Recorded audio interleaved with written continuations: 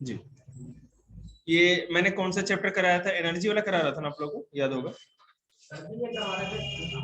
जी। Mineral energy resources जब आप होश में नहीं थे सर। धन्यवाद।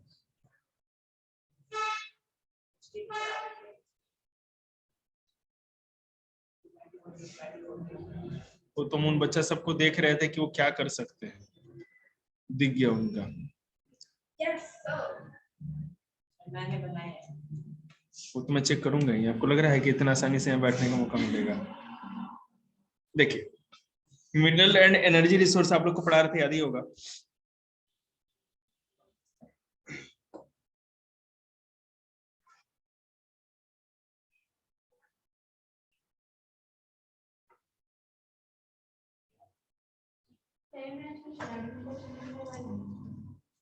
जी,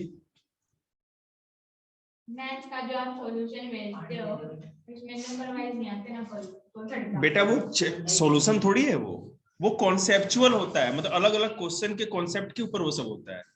सॉल्यूशन पूरा चाहिए 2 मिनट में मिल जाए आपको, कोई दिक्कत नहीं। आपको पूरा सॉल्यूशन चाहिए चैप्टर वाइज, वो हो जाएगा, चिंता मत करिए, मैं सॉल्यूशन भेज दूंगा। पूरे चैप्टर का मैं घर जाऊंगा ना, अभी सॉल्यूशन भेज दूंगा। ओके हाँ, तो अभी वेट।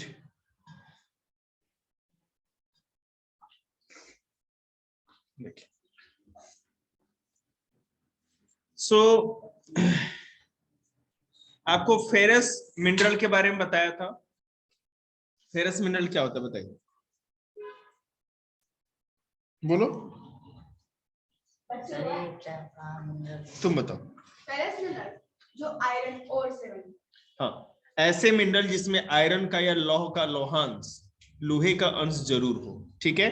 और मैंने आपको यह भी बताया था कि इसमें आयरन ओर के साथ साथ सबसे मेन तो आयरन ओर है हमारा, ठीक है। उसके बाद मैंगनीज आता है, और उसके बाद हाँ, मैंगनीज और आयरन ओर मेन। चलिए, पहले उससे पहले इसको कराने से ही पहले, फेरस मिनरल से ही पहले मैं एक चीज आपको कराना चाहता हूं। Rate hole mining. Rate hole mining, rate मतलब कि चूहा वाला। क्या इस तरह का भी कोई माइनिंग होता है जिसमें कि छोटे मोटे मतलब सुराख करके जो माइनिंग करने का काम होता है? देखिए, डू यू नो, ये इंटरेस्टिंग फैक्ट में होगा, do you know that most of the mineral in India are nationalized and their extraction is possible only after obtaining due permission from the government। जैसे कि आपको पता है कि भारत में कोई भी ऐसा मिनरल नहीं है जो आदमी कहे कि भैया ये कोयले का खान मेरा है, ये लोहे का खान मेरा है। माइनिंग जी गवर्नमेंट का है, ठीक है। सब सरकार, अगर आपको माइनिंग करना है तो सरकार से आपको परमिशन लेना पड़ेगा। ऐसे मत करिए बेटा, इसको रखिए, ठीक है। तो सरकार से आपको अनुमति लेनी पड़ेगी, है ना, परमिशन लेना पड़ेगा। हो सकता है कि सरकार या तो, एक तो कोल इंडिया लिमिटेड है, चाहे और भी बहुत सारे हैं अलग अलग चीजों को माइनिंग करने के लिए, या तो सरकार खुद से माइनिंग करती है, नहीं तो किसी प्राइवेट कंपनी को इसका लाइसेंस देती है या कॉन्ट्रैक्ट देती है, और सरकार को उसके बदले में वो पैसे देते हैं। बात समझ में आ रही है आप लोग को? So, but in the most of the tribal areas of the Northeast India, mineral are owned by individual or communities। लेकिन आप अगर नॉर्थ ईस्ट में जाएं, उत्तर पूर्वोत्तर भारत में, जैसे कि मणिपुर है ना, मेघालय, त्रिपुरा, असम, इन तरफ जगहों में, तो वहां पर कुछ कम्युनिटी भी इसका ऑन करती है। मतलब कि किसी की जमीन होती है, उसके अंदर ही अगर कोयला मैंने कोई भी चीज मिनरल हो तो वो उसका मालिक बन जाता है। और आपको पता है कि अगर एक इंडिविजुअल पर्सन, मान लीजिए कि आपके खेत में कोयला या पेट्रोलियम निकल गया, तो भैया आपके पास कौन सा औजार है कि आप खुदाई करोगे? कितने बुलडोजर लेके आओगे? उतना तो पूंजी भी तो नहीं होता ना, साधारण आदिवासी आदमी जैसे होगा उसका क्या उसके पास होगा। तो वहां पर वो क्या करते हैं, इन मेघालय की बात करें तो there are large deposit of coal iron ore, ठीक है, लाइमस्टोन एंड डोलोमाइट। डोलोमाइट हो गया, उसके बाद क्या कहते हैं, लाइमस्टोन मतलब चूना पत्थर, जानते ही आप लोग। कोयला हो गया, लौह अयस्क हो गया, आयरन ओर हो गया, इस तरह के बहुत सारे खान हैं। तो coal mining in Jowai and Cherrapunji is done by family member in the form of a long narrow tunnel known as rat hole mining. एकदम पतला सा सकरा, जो मतलब एक सुरंग कर देंगे जमीन के अंदर और उसके अंदर जाके कोयले की खुदाई करते हो। कोयला वैसे ज्यादा आपको बहुत ज्यादा इक्विपमेंट की जरूरत नहीं होती है, जमीन के अंदर खुदाई करे तो ऐसे भी कोयला निकाला जा सकता है। तो वहां पर मेघालय के चेरापूंजी और जोवाई जगहों पर वहां के ट्राइबल लोग कोयले की, अपने आसपास में जो कोयले के खान होते हैं, जहाँ कोयला होता है जमीन के अंदर, सकरे या नैरो होल करके वहां से वो माइनिंग करके निकालते, इसी को रेटफुल माइनिंग करते हैं। समझ में आ गया? पेपर के लिए बहुत इंपॉर्टेंट। अब पिछली बार तो मैं नहीं करा पाया, कराया भी था शुरू में, याद होगा लोगों को, जब फर्स्ट और सेकंड टर्म का बात नहीं हुआ था।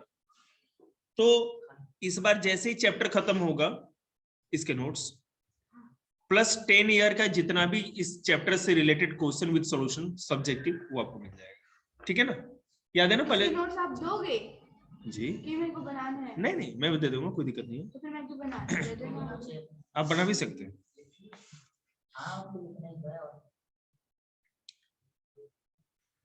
Dig a little deeper. What is difference between an open pit mine, a quarry, and an underground mine with shafts? ठीक से बोला करो, तरह का बोलता है, जब समझ नहीं आता आपके। तो सर समझाने के लिए बैठे हैं ना। अभी तो बेटा हम ऐसे लुड़ कर गए, अभी अच्छे से बताएंगे।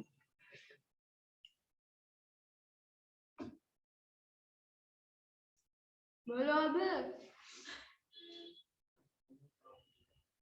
देखिए, बोल रहे? मुंह बंद।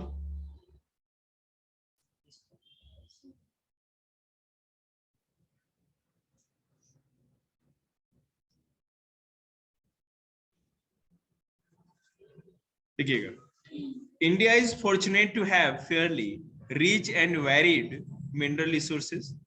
However, these are unevenly distributed. Broadly speaking, Peninsula rocks contains most of the reserves of coal, metallic minerals, mica, and many other non-metallic minerals. Bharat का जो प्रायद्वीपीय पठार है, मतलब ट्रायंगल जैसा जो आपको दिखता है निकला हुआ साउथ इंडिया का, वहां पे मोस्टली क्या होता है? कोयला, कोल। मेटेलिक मिनरल मतलब कि धात्विक खनिज, धातु जिसमें होते हैं, मेटल्स, ठीक है, माइका, और बहुत अलग अलग तरह के नॉन मेटेलिक या अधात्विक खनिज भी पाए जाते हैं। Sedimentary rocks on the western and eastern flanks of the peninsula in Gujarat and Assam have most of the petroleum deposit. Gujarat का जो इलाका है, अंकलेश्वर, याद रखिएगा, गुजरात में अंकलेश्वर और असम में डिगबोई। ठीक है, असम का जो डिगबोई था, वहां पर मैंने गेंडे वाली कहानी बताई थी आप लोगों को, तो गेंडा चल रहा था वहां पे, तो वहां पे काजीरंगा नेशनल रिजर्व, तो वहां पे एक सिंग वाले जो गेंडे होते, राइनोसेरस वहां पाए जाते हैं। तो वहां पे अंग्रेज लोग थे, तो आपको पता है शिकार के शौकीन होते थे, तो वो शिकार उकार पे जाते थे, तो देखा एक को मार के, तो देखा गेंडे के पाँव में ये क्या लगा हुआ है, ये वायल कहाँ से लगा हुआ है, थोड़ा सा रिकैप कराते हैं। तब वहां पता चला असम की डिगबोई में ऑयल है, और वहां उसके बाद यहाँ भारत में सबसे पहले डिगबोई असम में ही तेल की खोज की गई थी, उसके बाद गुजरात में अंकलेश्वर में भी खोज की गई। तो भारत में गुजरात में अंकलेश्वर और असम में डिगबोई के क्षेत्र में पेट्रोलियम पाया जाता है। किस में पाया जाएगा, किस तरह के रॉक में बताइए? पेट्रोलियम किस तरह के चट्टानों में पाया जाता है? पेट्रोलियम किस तरह की चट्टानों में पाया जाता है? पेट्रोलियम चट्टान में पाया जाता है? नहीं, मेरे सर में पाया जाता है, फोड़ के देखिए निकलेगा। समुद्र के अंदर क्या होता है? समुद्र के अंदर क्या होता है? समुद्र रॉक्स के बीच में होता है, समुद्र के क्रस्ट के नीचे रॉक ही तो है ना बेटे।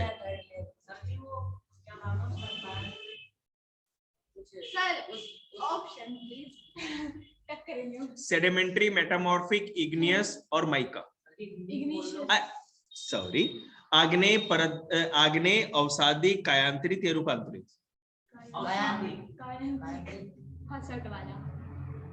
इग्नियस, आग्नेय था पहला, अवसादी चट्टान या परतदार, सेडिमेंट्री रॉक्स। सेडिमेंट के ऊपर सेडिमेंट पड़ने से, है ना, होता है, तो यहाँ पर भी सेडिमेंट्री रॉक ही पाया जाता है, अवसादी चट्टान ही पाई जाती है, जैसा कि आपने कहा। अवसादी को परतदार चट्टान भी कहते हैं, ठीक है। और इस सेडिमेंट्री रॉक में या परतदार या अवसादी चट्टानों में जो कि गुजरात में है और आपको आसाम में है, वहां पर पेट्रोलियम भी पाया जाता सबसे ज्यादा तेल कहाँ पाया जाता है? बॉम्बे है। भारत में मुंबई से और 120 किलोमीटर और अंदर जाओगे समुद्र में, अरेबियन सी में, तो समुद्र के नीचे वहां पे है ना, हिंदुस्तान में सबसे अधिक पेट्रोलियम बॉम्बे है, इसमें पाया जाता है। कैसे ऐसे ही? मैं आपको तो बताया था उस दिन मैंने। वो तो पता है, लेकिन सर वो यहाँ पे मशीन से पहुंचाते कैसे? हाँ, नाइस क्वेश्चन। यही तो मैंने पूछा था, लेकिन आपने पता नहीं क्या बता दिया, इसलिए मैंने पूछा ही नहीं। छोड़ो आप। आपको ये तो पता है ना कि अंदर ड्रिल करके पाइप डालते हैं, उसके प्रेशर से फिर निकल के आता है, और वहां से 20 समुद्र से 120 किलोमीटर दूर है ना, तो वहां से पाइपलाइन बिछी हुई है मेन थी बॉम्बे तक, ठीक है ना, समुद्र के अंडरग्राउंड पाइप बिछी हुई है, मतलब पानी के नीचे। अरे मिट्टी तो होगी ना, उसमें पानी मोटे मोटे पाइप्स लगे हैं, वो पाइपलाइन के थ्रू पूरा वहां से कच्चा तेल आता है। ये नहीं कि वहां पे गए और एक नाव पे 10 ड्राम में भर दिया, नाव लेके गया, बहुत ज्यादा खर्चा होता है ना। इस तरह एक बार पाइपलाइन लगाने में खर्च तो होता है, लेकिन परमानेंट हो जाता है। बहुत मर रहे तो कोई बात नहीं, उसी के लगे। ब्लू व्हेल ने खा लिया तो? ब्लू व्हेल नहीं खा पाएगी बाबू, क्या चिंता करते हो? वो मिट्टी के अंदर होती है। चलिए ठीक है, आपने पूछा है तो उसका भी जवाब है। आप क्वेश्चन नहीं पूछ पाए, लेकिन मैं आपको बताऊं, अगर मान लीजिए कहीं पाइपलाइन में कहीं भी अगर लीकेज हो गया है, कहीं ब्रोकन हो गया, कहीं हो गया, तो क्या होगा बेटे? उसका बहुत ही ज्यादा खतरनाक असर इस मामले पे नहीं पड़ता कि आग लग जाएगी, इस मामले में पड़ता है पानी कि गंदा हो जाएगा। एक्वेटिक एनिमल मर जाएंगे हाँ, बिल्कुल। पानी के वो जीव मर जाएंगे। जी, लेकिन उसका पता क्या होता है, ये सेंसर लगे होते हैं हर माने कि कुछ किलोमीटर वाइज पे सेंसर लगे होते हैं। अगर वहां पे होगा ना, तो जैसे मैं बता रहा हूँ कुछ कुछ दूरी पे, जैसे मान लो यहाँ से लेकर के चौक तक का है, तो यहाँ पे एक वॉल्व और एक यहाँ पर ही वॉल्व है, ठीक है। तो जैसे तेल तो पूरी सप्लाई हो रही है, अगर पता चलेगा कि स्पेसिफिक एरिया में केवल मतलब दिक्कत है, तो उस जगह को ब्लॉक कर दिया जाएगा, मतलब कि उतने छोटे से इलाके से केवल तेल बाहर आएगा, और उसके बाद में जाकर के वहां पे आदमी जाएंगे, वहां पे ना जीपीएस से पता चल जाता है कहाँ पे, वहां पे अपना आदमी भेजेंगे मेंटेनेंस वाले, और वो जाकर के फिर उसको जो भी करना है, यानी कि पूरी पाइपलाइन में हमेशा होता रहेगा। इंजीनियर लोग हैं, कोई हम लोग जैसा क्या कहते हैं समोसा खाने वाला मास्टर थोड़ी है। और सर वेल उनके पास ही क्यों जाएगी? उसको तो स्मेल होगी ना उसकी।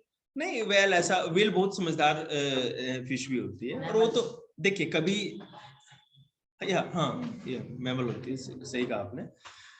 जैसे कोई भी फिश या नहीं, उस तरह मत कुछ भी होगा ना बेटे, तो उसमें देखिए क्या होता है, जब कभी कुछ नया चीज, कोई भी एनिमल कभी नया चीज देखता है ना, तो क्यूरियोसिटी में, जिज्ञासा के लिए वहां जाना चाहता है। लेकिन वो पाइपलाइन तो सैकड़ों साल से बने, सैकड़ों नहीं, आजादी के बाद ही बिछाई गई थी, तो बहुत सालों से इसी तरह पड़ी हुई है, तो मतलब रोज का है ना। जैसे मान लो कि कभी क्या कहते हैं, कोई हीरो हीरो या नेता होता जी लोग आते हैं, तो मान लीजिए अरे मोदी जी आए हैं कंछावला में, तो आग लग जाएगा, सब आदमी क्या करते हैं, जमीन पे सो जाएंगे, मैंने जो उनके भक्त होते हैं, समझ रहे बात को ना। लेकिन अब मोदी जी रोज सुबह आए और यहाँ पे क्या करते हैं, दुखीराम पे बैठ के आधा घंटा समोसा खाएं, फिर आगे सतीश नाई के पास जाकर के अखबार लेके 3 घंटा पढ़े अपना, है ना। फिर चौक पे लाल बत्ती पे जाकर के फिर क्या करते हैं, थोड़ा मैंने जो भी, तो नॉर्मल हो जाए, घर की मुर्गी दाल बराबर हो जाएगा ना, ये वाली। जो रेस कोर्स के पास रहते हैं ना, रेस कोर्स मतलब दिल्ली में इलाका है, वहां पे प्रधानमंत्री का आवास है, तो आसपास जो भी फोर्स इलाके जो लोग रहते हैं, किसकी प्रधानमंत्री करने के लिए, तो हर बार 2 बार जाता है, कौन देखता है। अब हम लोग के लिए बड़ी बात हो जाएगी। देख उसने पता नहीं किस बात पे छोड़ दिया, मोदी भक्त हो, हम भी हैं। मोदी की मोदी के दुश्मन है वो, इसलिए तो छोड़ रहा है। अच्छा, तो हम कहाँ मोदी का कुछ बड़ाई किए क्या? हम तो मोदी की बात भी मतलब उसके सामने काट देगी।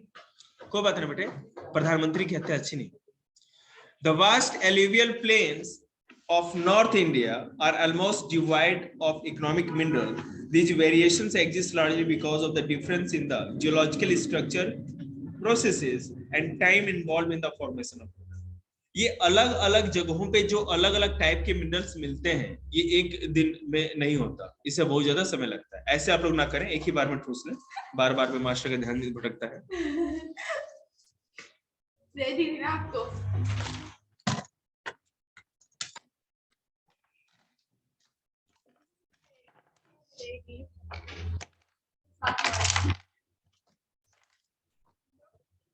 एक बच्चे ट्रॉफी लेके आते हैं, और एक छोटी गुड़िया आती वहां से दौड़ के आती है, चीची ले लूं, ले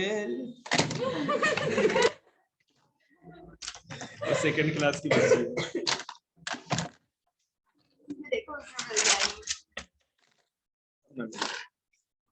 एंड देखो बात तो मैंने मना कर दिया तो मिलेगी नहीं। रहने दे सर, रहने दे। तो कितना बोलने लग गया ये। Let us now study the distribution of a few major minerals in India. Always remember that the concentration of mineral in the ore, the ease of extraction, and closeness to the market play an important role in affecting the economic viability of a reserves. Thus, a meat reserve does to meet the demand, a choice has to be made between a number of possible options when this is done in mineral deposit or reserve turn into a mine. कहीं पर लोहा, कोयला या किसी भी तरह का mineral मिलना ही इंपॉर्टेंट नहीं है। ये भी इंपॉर्टेंट है कि मैंने उस दिन समझाया भी था आप लोग को कि अगर मान लीजिए कि जमीन का सर्वे किया गया लैंड का और पता चला कि इस लैंड के नीचे मान लो कि अगर माइनिंग करेंगे तो 1 लाख टन कोयला मिल जाएगा, ठीक है। उस 1 लाख टन कोयला का जो कीमत है 13 लाख करोड़। नुकसान हो रहा है। सुनते जाइए ना, सुनते जाइए मेरी बात, बीच मत बोला करिए। मान लीजिए उस कोयले को निकालने से 13 लाख करोड़ मिलेगा, ठीक है। अब अगर सरकार ने कैलकुलेशन किया कि इसको निकालने में खर्चा कितना है, उसको निकालने में 20 लाख करोड़ का खर्चा सरकार का, तो सरकार उसको छुएगी नहीं, बस मर जा भाई, तो वहीं पड़ा रहा। समझ रहे हो ना, मतलब हर तरह से वो सुविधाजनक और फायदे का सौदा होना चाहिए, नहीं तो जमीन के अंदर से कोई निकालेगा क्यों, ये बात। अब अपना फायदा देखता है बस। हाँ, मैं नहीं, भगवान ऐसे क्या कहते हैं, सरकार के पास हमारे इंडिया में भैया 34 लाख करोड़ का बजट है। सरकार के पास पैसा 34 लाख करोड़, बहुत कम है बेटे। अगर मैंने कि और चाइना से करें तो चाइना का जो एक कंपनी है ना, वही 200 करोड़ के करीब का है। 200 मैंने क्या 200 करा है? नहीं, रुको एक सेकंड, कितना था? चाइना का जीडीपी तो बहुत ज्यादा आगे, इंडिया तो कहीं नहीं है। हम लोग बहुत पीछे हैं यार, इतने पीछे। अरे नहीं, इतने भी पीछे नहीं, तुम तो एकदम सीधे, मैंने कहा पीछे तो धकेल के तुम हमको समुद्री में धकिया दिया, ये बोलो ना। तो वहां का एक कंपनी है, रियल एस्टेट कंपनी, समझते ना, बिल्डिंग विल्डिंग बनाने वाली, अभी है ना दिवालिया होने के कगार पे थी। उसका नाम मेरे को याद नहीं आ रहा थोड़ा। नहीं, वो कंस्ट्रक्शन कब करती है? देखिए मैं बता रहा हूँ, कंस्ट्रक्शन या रियल एस्टेट कंपनी वो होती है ना जो कि बिल्डिंग विल्डिंग बनाती है। दुनिया की सबसे बड़ी रियल एस्टेट कंपनी थी चाइना की, जो डूबने जा रही थी, ठीक है। पता नहीं 34 लाख करोड़ तो इंडिया का बजट है, और उनका इसी के पास केवल इस कंपनी का वैल्यू था। समझ रहे हैं इस बात को? एक कंपनी भारत की पूरी जीडीपी के बराबर है। पूरे भारत का जीडीपी नहीं खरीद नहीं सकता। जीडीपी मतलब बजट होता है हमारा ना, बजट की बात होती है, ऐसा नहीं होता ना, इकोनॉमिक का सिस्टम अलग होता है। चलिए अब हम बात करेंगे, तो डिपॉजिट है, भंडार है तो रहे, उससे कोई मतलब नहीं। हम उसको माइन में तब बदलेंगे, ठीक है ना, जब वो हमारे लिए फायदेमंद है। माइन बना देने का मतलब कि अब खुद करके आप निकालना स्टार्ट कर दिए, एक्सप्लोर करना स्टार्ट कर दिया आपने वहां से, ठीक है ना। देखिए फेरस मिनरल की बात करें तो लौह अयस्क को कहा जाता है। और आपको पता है कि हमारे पास दुनिया में बने के, वैसे तो चाइना में दुनिया में सबसे अधिक आयरन ओर है, माइनिंग सबसे अधिक वहीं पर। इंडिया में आयरन की कोई कमी नहीं, लेकिन हमारे पास इतना पैसा नहीं कि उस आयरन ओर का, आयरन ओर मतलब कच्चे लोहे को, लौह अयस्क को लोहे में बदले, स्टील में बदले। हमारे पास उतनी इंडस्ट्री नहीं। बात समझ में आ रही है? तो हम लोग क्या करते हैं कि अधिकतर कच्चा लोहा या लौह अयस्क के आयरन ओर को विदेशों को एक्सपोर्ट करते हैं, कच्चा सामान बेचते हैं। गुलामी की, ब्लड में गुलामी, पहले भी वही करते थे। अंग्रेज क्या कराते थे, यहां से कच्चा कपास जाता था और वहां से तैयार कपड़ा आता था। समझ में आ रही बात? सरकार क्या करती है, यहां से कच्चा लोहा विदेशों को भेजती है, और सबसे अधिक पता है किस देश को? चाइना। दुनिया में हमारा सबसे बड़ा एक्सपोर्टर और इंपोर्टर चाइना है, इंडिया का। सबसे अधिक सामान भेजते भी हैं और मंगाते भी चाइना से अभी भी। ये हमको और आपको है ना बेवकूफ बनाने के लिए करते हैं। अभी परसों भी इसके हाथ में आया था चाइना वाले से। सब गोबर है, तब क्या करना सही made in India made in India कैसी की तैसी करते हैं, समझ रहे हैं ना। अरे एक बात बताओ, ये मैंने लैपटॉप लिया, सेम कॉम्पिटिबिलिटी में उतने ही पैसे में वही टेक्नोलॉजी मुझे दे, मैं क्यों चाइना और अमेरिका का सामान लूंगा? तुम्हारे पास एक तो पहले कुछ है नहीं और कहोगे कि चाइना बैकआउट कर दो, तो क्या हम लोग फिर तंबूरा लेकर के वो चरखा चलाना स्टार्ट करते? आप सरकार हो ना, आप मैनेज करो, हम लोग क्या कर सकते हैं? कंज्यूमर वो होता है जो पैसा लेके मार्केट में खड़ा है, जहां अच्छा चीज मिलेगा वो लेगा। हम देशभक्त बनेंगे और तुम ससुरे पूरा। हम इसने क्यों भाई इसका खून उछाला हो जाता है, ज्वालामुखी फट जाता है। मैं ये कह रहा हूं कि मान लीजिए कि अगर आप कह रहे हो हमको देशभक्त बना दीजिए कि नहीं भैया हम तो कुछ नहीं लेंगे। एक मिनट, कितने कपड़े पहनते हो आप? अभी काला पहन रखा था, अभी ये निकालिए। वो कम जड्डा था वो पहन लिया, ज्यादा जड्डा मतलब पपलू पपलू। ये बारिश में क्या होता है इससे? बारिश नहीं लगती ना फिर, वाटरप्रूफ। ऐसे आप लगा के चार्ज में होने लग रहा है, एस्ट्रोनॉट खड़ा है। क्या खड़ा है? चांद पे भेज रहे हैं। एस्ट्रोनॉट। एक बार गुजारी चांद। रेड पहन रखा।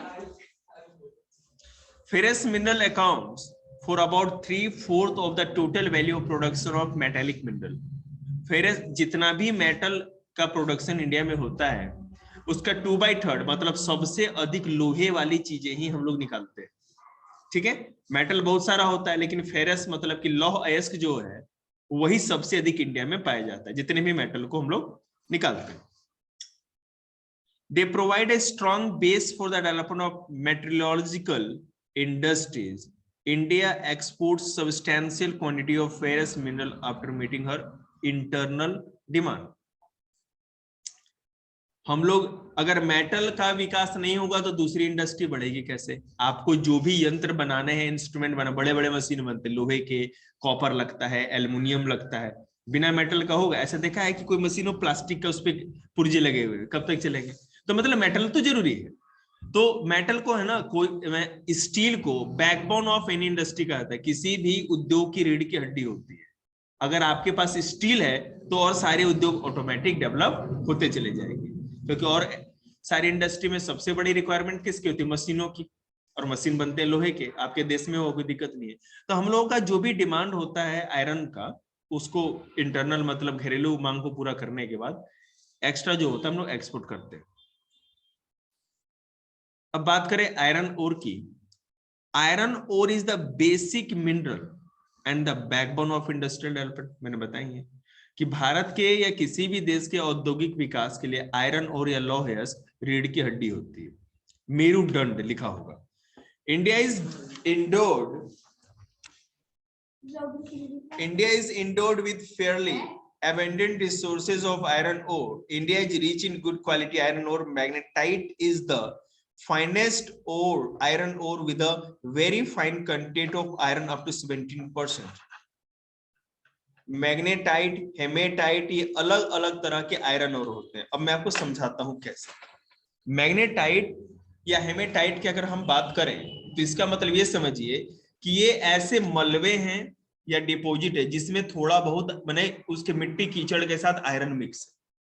ठीक है, क्या है ऐसा पत्थर मैग्नेटाइट या हेमेटाइट एक पत्थर टाइप का होगा, पत्थर, और उस चट्टान के अंदर ही आयरन के अंश होंगे, लोहे के अंश। ठीक है, हाँ, झारखंड में, उड़ीसा में, छत्तीसगढ़ में। इंडिया है, वर्ल्ड में चाइना नंबर 1, सेकंड में शायद इंडिया है। हाँ, सेकंड में भी इंडिया आ चुका है। Thank you for asking. तो उन पत्थरों को साफ करके या उसको तोड़ करके या उसको उसमें से निकालने के बाद 70% तक लोहा मिलता है। सबसे ज्यादा मैग्नेटाइट नाम के आयरन ओर में या लौह अयस्क में लौह अयस्क के आयरन ओर का मतलब कि एक ऐसा पत्थर होगा जिसमें लोहा भरा होगा, लोहे के छोटे छोटे Mixture. टुकड़े होंगे, मिक्सर या। तो मैग्नेटाइट की अगर बात करें तो उसको अगर आप प्रोसेस करते हो तो उसमें से जितना भी बड़ा वो पत्थर हो या जो भी डिपॉजिट लोगे उसमें 70%, 70% तक लोहा मिलता है। तो सबसे अच्छा क्या माना जाता है? मैग्नेटाइट।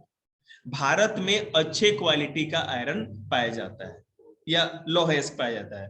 अच्छे क्वालिटी का लौह अयस्क आयरन और कौन सा होगा? जिसमें सबसे अधिक लोहा होगा, है ना, तो मैग्नेटाइट पाया जाता है। उसके बाद हेमेटाइट की अगर बात करें,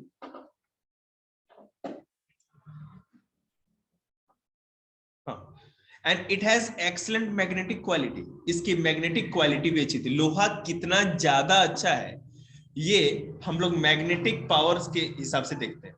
मैग्नेट को जो अपनी ओर जितना ज्यादा अच्छे तरह से खींच ले उसको उतना ही अच्छा लोहा माना जाता है। पुराने जमाने में लोहे की कुछ चीज खरीदे जाते थे ना, तो दादा लोग या जो पुराने लोग चुंबक सटा के देखते थे, और स्टील के, जी, तो चुंबक अगर सट जाए तो नहीं लेंगे वो।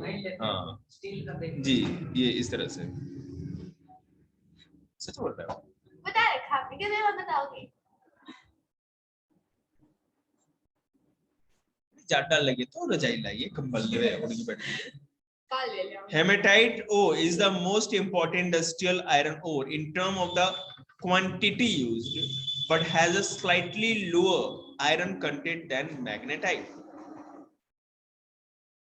ठीक है, हेमेटाइट इंडस्ट्री में सबसे अधिक यूज किया जाता है, ठीक है। मैग्नेटाइट में सबसे अधिक लोहे का अंश पाया जाता है, उसकी मैग्नेटिक क्वालिटी भी बहुत अच्छी होती है, ठीक है। लेकिन इंडस्ट्री में या उद्योगों में सबसे अधिक जो लौह अयस्क यूज किया जाता है वो कौन सा होता है? हेमेटाइट। क्या बात, क्या बात। इसमें मतलब चुंबक से नहीं सटता। नहीं, उसमें भी होगा लेकिन लोहे का अंश कम होता है अगर मैग्नेटाइट से कंपेयर करें तो। मैग्नेटाइट में कितना परसेंट लोहा होता था? 70। 50 से 60% हेमेटाइट में। चलो कैच कर, कब खत्म। भारत में जो सबसे बड़ा लोहे का भंडार वाला राज्य है, प्रोडक्शन वाला। क्या बात, क्या बात, ठीक है। भंडार नहीं, प्रोडक्शन की बात हो रही है, माने उत्पादन होता है, जमीन के अंदर होने से नहीं होगा, निकाला भी जाता है। कर्नाटका, दूसरा में उड़ीसा, तीसरे में बेटा छत्तीसगढ़, चौथे में गोवा आता है, झारखंड 12% और अदर 1% आता है, ठीक है। क्या बात, क्या बात, क्या बात, क्या बात कर रहे हो आप? क्या हो रहा है? कुद्रे इन कर्नाटका मीन्स हॉर्स, ठीक है। कुद्रे नाम का कर्नाटका में एक जगह है जिसका नाम होता है horse. The highest peak in the क्या होता है? क्या होता है नाम? घोड़ा। घोड़ा। The highest peak in the western Ghat of Karnataka resembles the face of a horse. होश। The Baladila hills looks like the hump of an ox and hence its name. Bailadila की जो खाने हैं वो भी कर्नाटका में है, और जैसे ऊंट की कैसे मतलब हम्प होता है, मतलब कुबड़ होता है, या बैल का, सॉरी बैल का, हाँ, उस तरह से इसका है, तो उसी नाम पे इसका बैलाडीला नाम रखा हुआ है। डीला मतलब कि टीला और बैला मतलब कि बैला।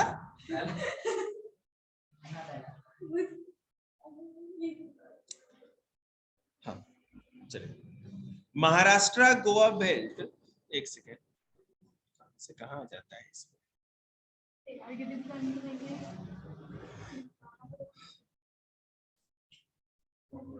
अब अगर हम बात करें उड़ीसा झारखंड बेल्ट, उड़ीसा और झारखंड के बेल्ट की बात करें जहां ये पाया जाता है, तो Orissa Jharkhand belt in Orissa, high grade hematite ore is found in Badampahar mines in the Mayurbhanj and Kudremukh district, ठीक है। क्या पता है आपको? उड़ीसा और झारखंड के में जहां लोहा पाया जाता है, जो बेल्ट है, जो पेटी है, उसमें उड़ीसा में देखो हाई ग्रेड का हेमेटाइट पाया जाता है, और उड़ीसा में कहां कहां पाया जाता है ये देखिएगा। बादाम पहाड़ माइंस, ये कहां है? मयूरभंज और कुद्रेमुख डिस्ट्रिक्ट में है। मयूरभंज और कुद्रेमुख डिस्ट्रिक्ट दोनों उड़ीसा में ही पाई जाती है, और सबसे फेमस क्या है? बादाम पहाड़। आएगा तो याद रखिएगा। तो बादाम से याद ही रहेगा। हाँ, और क्या। In the adjoining Singhbhum district of Jharkhand hematite iron is mined in the Gua and Noamundi. ठीक है, मैं बता रहा हूँ। सिंहभूम डिस्ट्रिक्ट झारखंड है, झारखंड के सिंहभूम जिले में आयरन हेमेटाइट आयरन और कहां पाया जाता है? गुआ और नुआ मुड़ी, नोआ मुंडी।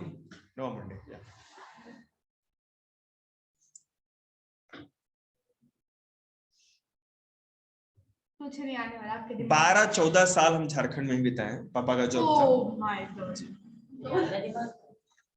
क्या दिमाग में है? अपना समझे। दुर्ग बस्तर चंद्रपुर बेल्ट, दुर्ग बस्तर चंद्रपुर बेल्ट मतलब वो बहुत ये छत्तीसगढ़ में है। पपलू टाइम आ गया, झटका है।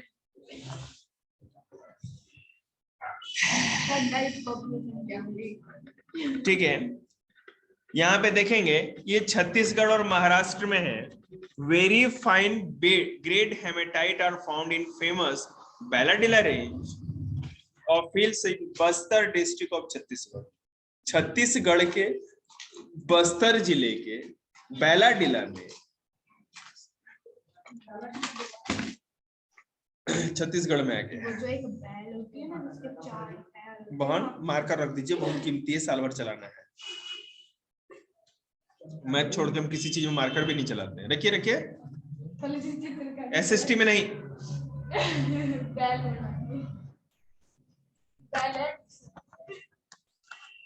ये वो होता है, क्या बोलते हैं उसको? शांति बना रही। देखिए ये इधर देखो।